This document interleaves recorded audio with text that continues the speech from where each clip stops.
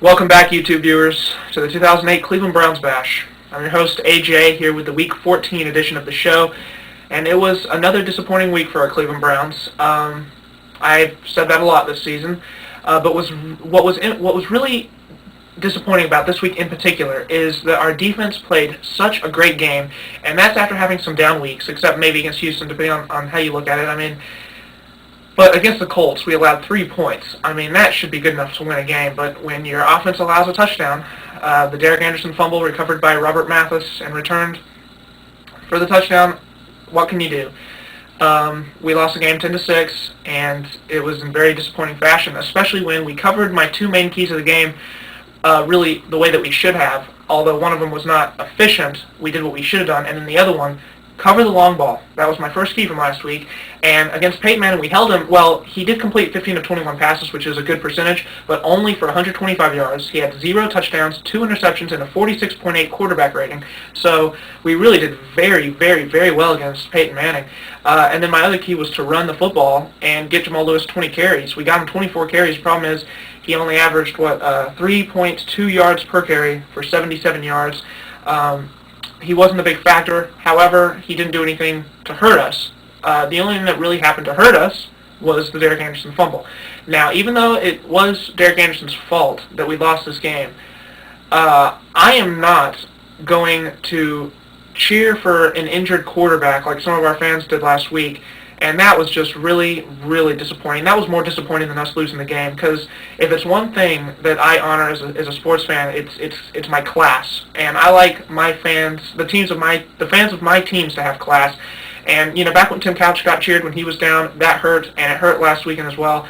Seeing a guy down is not fun. Like you see situations where the road team will get injured and the home team's fans will cheer, someone from the road team. But when your home team, someone gets injured and the fans cheer, what do you think of that? And, I can only imagine what Derek Anderson was thinking. So that was just horrible. And anybody that was cheering, that's just totally classless. And the Browns aren't necessarily known for class, our fans, but at the same time, it was just disappointing. Let me get off that. Let me get back to the game. Ken Dorsey ended up coming in after the injury, and he threw 3 passes, all incomplete, including an interception. He'll be our starter this week against the Titans. So let me shift now to the game against the Titans. Browns at Tennessee, Week 14, and Ken Dorsey actually leads me right into the first key of the game that I decided on, and that is to give Dorsey time. He's going to be our third starting quarterback in as many weeks. He's not been a starter since November 27th, 2005, and his record as a starter is 2-8. In his career, he has 8 touchdowns, 12 interceptions, and 7 fumbles. So it looks like we are going to have a long week, or a long day on Sunday, especially when you add that to the fact that we're playing the Titans' number 5 ranked defense. Our main focus should be to protect Dorsey and give him as much time as possible so that we can limit the mistakes that will be forced by Tennessee's defense.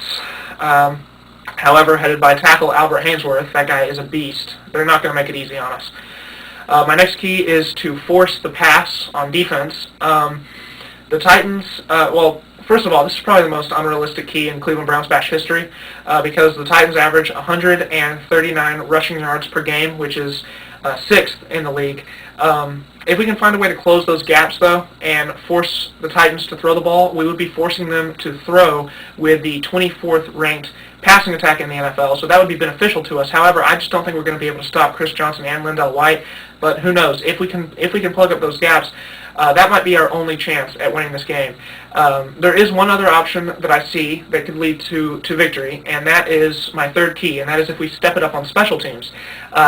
It's a remote possibility, but last season, Josh Cribbs was an explosive return man. We all remember what he did. He averaged 31 yards per kickoff return and 13.5 yards per punt return, and he also had 3 touchdowns on kickoff and punt returns combined. However, this season, his kickoff and punt return averages are each down 5 yards per carry, and he only has 1 touchdown. So it's definitely been a down year if you look at last year. But if we can get our special teams play up a notch, maybe get 1 or 2 big breaks, that would be another remote possibility, like I said, of us winning the game. I think it's a very remote possibility to rely on your special teams, but that's always something just to throw out there. So notes and numbers, the Browns lead the all-time series against the Titans 33-27. Cleveland has won 3 straight games versus Tennessee by a combined 12 points. Cleveland is 6-3 all-time in games played on December the 7th. And Kellen Winslow will be out versus the Titans because of the high ankle sprain that he suffered last week against the Colts. Now we come to my pick, Tennessee by 13. Absolutely nothing about this game gives me any indication that we will have any chance of winning it.